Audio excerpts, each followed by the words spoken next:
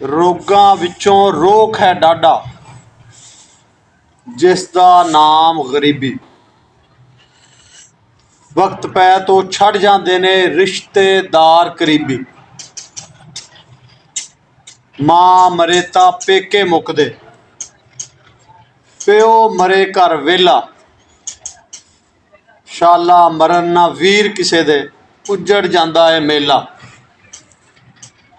ਸੋਨੇ ਨਾਲ ਨਾ ਪਿੱਤਲ ਰਲਦਾ, ਤੇ ਸੁਰਮੇ ਨਾਲ ਨਾ ਕੋਲੇ।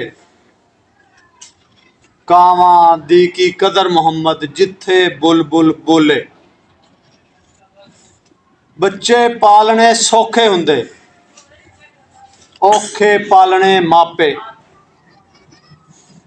ਪਿਛਲੀ ਉਮਰੇ ਇਸ ਨੁਕਤੇ ਦੀ ਸਮਝ ਆ ਜਾਂਦੀ ਆਪੇ। ਦੁਨੀਆ ਤੇ ਜੋ ਕੰਮ ਨਾ ਆਇਆ, ਔਖੇ ਸੌਖੇ ਵੇਲੇ। ਉਸ ਜੈ ਬੇਫੈਜ਼ੀ ਸੰਗੀ ਕੋਲੋਂ, ਬਿਹਤਰ ਯਾਰ ਅਕੇਲੇ। ਗੱਲ ਇਹ ਆ ਵੀ ਨਿਜ਼ਾਮ ਆ ਨਾ ਖੁਦਾ ਦੀ ਜ਼ਾਤ ਨੇ ਬਣਾਏ ਆ, ਉਹ ਜੋ ਚਾਹੁੰਦਾ ਉਹ ਕਰਦਾ, ਉਹ ਬਿਹਤਰ ਉਹੀ ਜਾਣਨ ਵਾਲਾ। ਲੇਕਿਨ ਜਿਹੜੀ ਗਰੀਬੀ ਆ ਨਾ, ਅੱਲਾ ਦੀ ਜ਼ਾਤ ਇਹਦੇ ਤੋਂ ਆਪਣੀ ਪਨਾਹ 'ਚ ਰੱਖੇ, ਸਭ 'ਤੇ ਆਪਣਾ ਕਰਮ ਫਜ਼ਲ ਕਰੇ। ਕਿਉਂਕਿ ਜਦੋਂ ਬੰਦੇ ਦੇ ਉੱਤੇ ਗਰੀਬੀ ਆਉਂਦੀ ਆ ਨਾ, ਤਾਂ ਬੰਦਿਆਂ ਦੀਆਂ ਰਿਸ਼ਤੇਦਾਰਾਂ ਦੀਆਂ ਅੱਖਾਂ ਬੰਦਿਆਂ ਨਾਲ ਹੋਰ ਹੋ ਜਾਂਦੀਆਂ।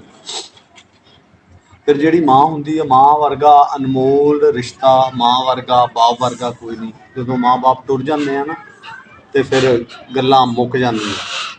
ਇਸ ਤਰ੍ਹਾਂ ਹੀ ਵੀਰ ਆ, ਵੀਰ ਨਾਲ ਨਾ ਹੋਣ, ਫਿਰ ਬੰਦਾ ਜੋ ਮਰਜ਼ੀ ਹੋਵੇ, ਬੰਦੇ ਦੀ ਕੰਡ ਖਾਲੀ ਹੁੰਦੀ।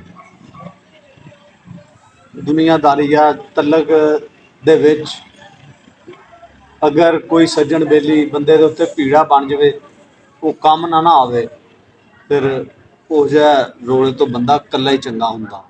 ਬੱਚੇ ਬਹੁਤ ਸੌਖੇ ਪਲ ਜਾਂਦੇ, ਬੰਦੇ ਪਾਲ ਲੈਂਦੇ, ਲੇਕਿਨ ਮਾਂ ਬਾਪ ਨੂੰ ਪਾਲਣਾ ਔਖਾ ਹੁੰਦਾ। ਇਸ ਗੱਲ ਦੀ ਸਮਝ ਬੰਦੇ ਨੂੰ ਉਦੋਂ ਆਉਂਦੀ ਹੈ ਜਦੋਂ ਬੰਦਾ ਆਪ ਮਾਂ ਬਾਪ ਬਣਦਾ। ਪਹਿਲਾਂ ਤਾਂ ਮਾਂ ਬਾਪ ਨੂੰ ਬੰਦੇ ਨਹੀਂ ਨਾ, ਉਹ ਧੱਕੇ ਧੁੱਕੇ ਦਿੰਦੇ ਰਹਿੰਦੇ ਆ। ਲੇਕਿਨ ਜਦੋਂ ਆਪ ਉਸ ਉਮਰ 'ਤੇ ਪਹੁੰਚਦੇ ਆ, ਫਿਰ ਪਤਾ ਲੱਗਦਾ ਵੀ ਬੱਚੇ ਪਾਲਣੇ ਤਾਂ ਸੌਖੇ ਹੁੰਦੇ ਆ, ਮਾਂ ਪਿਓ ਪਾਲਣੇ ਬਹੁਤ ਔਖੇ ਹੁੰਦੇ।